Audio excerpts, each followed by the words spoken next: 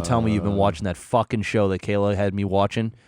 The Love is Blind. No, fuck that. Oh We avoided that like the plague. Oh my god. We're watching a different. We're watching a different one, bro.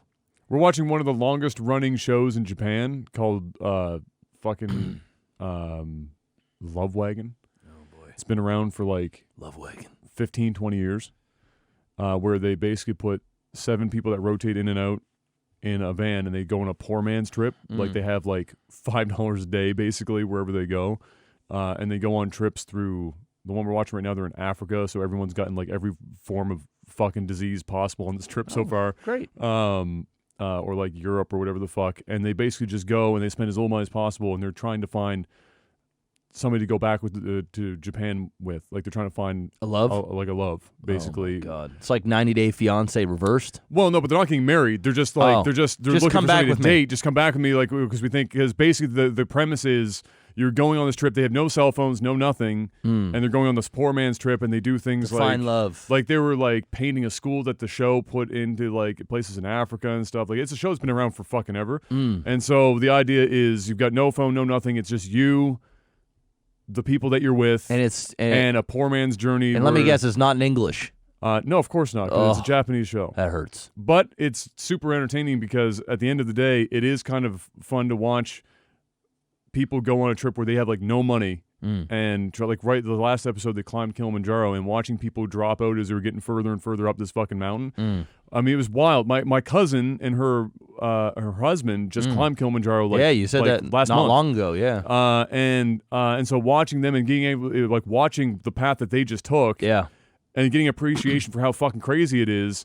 People were getting like to the 5-kilometer height mark and just tapping out because their legs physically wouldn't move anymore. Yeah. Or the altitude sickness would they'd collapse. People were getting taken out on stretchers, projectile vomiting, fucking everything. Just great. Brutal. Great. But yeah, so that's what we've been watching. Entertaining. Love is Blind, bro. If you ever want to just have you ever want to hate yourself. You just want to cringe and then just make fun of people. That one's rough. Bruh. I mean, 90 Day Fiance was a great cringe fest. Dude, I still love 90. That's super cringe bro, fest. That shit is a guilty pleasure and a half. Yeah. Love is Blind is just bad.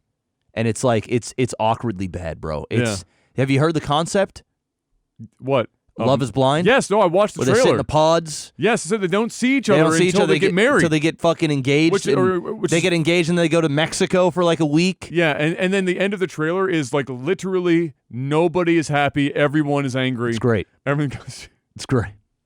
It's great. It's one of those shows where Kayla's watching it. I'm like, Kayla, well, how do you watch this shit? 3 hours later, I'm still watching it. There you go. She's like, you want me to put on another one? I'm like, instead of me saying, yeah, go ahead, I'm like, I don't care. That's a poor choice. And then she puts one on, and I sit there and I watch it. Yeah, yeah. And we finished. We finished the reunion episode last night. I didn't even watch the whole season. I just got in towards the end. You got in right before the fire starts. Yeah. So the reunion was great because they kept doing callbacks to the most dramatic stuff. Of course, you see all the crazy shit. Yeah, and all those reunion shows. If anybody ever watched these reality shows, they go back to reunion. And then they literally bait the people that are on the show. Them. Oh, yeah. And they're like, oh, yeah. And they show the clips, and then they get people to fight each other again, and they fucking set them up for disaster. It's the most manipulative production teams. So how does that make you feel? Yeah. Right? Yeah. It's almost like let's bring out the guy that you got in a fist fight with. Yep. Like, just like fucking, it's nuts. Yeah, dude. And 90 Day Fiance was like that, too. With her. I mean, same thing. 90 Day Fiance awkward. 90 Day Fiance had like 4 separate shows running at the same time. Yeah, dude. I got confused. I was like, what am I watching? Where am I? What, like, fucking... You're in the 90 Day Fiance. It's like the bubble. You're in there. Once you're in there, you can't get out. You can't escape it until it's over. Yeah. Avoid that. Love Wagon, though, pretty fire. I'm going to say. It's pretty fire. It's most interesting because a lot of them are like in their 20s, and you remove a phone, and like... They don't even know what to fucking do, bro. Well, you see how much, like, people start...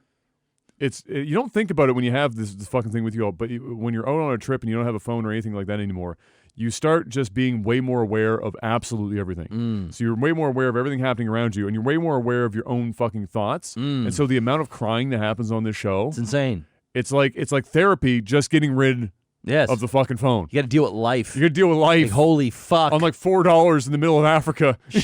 I got to fucking climb this fucking mountain. One girl got the stomach virus there. I can't remember the name of it. 5 times in a row. Nah, I'm going home. Love is never and then for got me. typhoid fever. No, fuck that, bro. And $5 a day, suck me off. I'm done. Give me the fuck out of here, Africa. See ya, Africa. I'm the fuck out. It's crazy. And when I saw where they were going, I was like, Hell no. They were going to like they were basically going to like wars. Yeah, they're on rice and beans. Oh, and it's a bad time looking for impressive. love. No, that's the last place I'm going to look for love. In the fucking jungles of Africa. I'm sorry about that. No, bro, I'm gone. It was wild. What was kind of cool though is the show's been so long running is that they built schools in these areas in Africa. Well, I mean that's They're great. still running. I mean it's great. And it's nice. It was great. But would I personally do it? Hell no. No.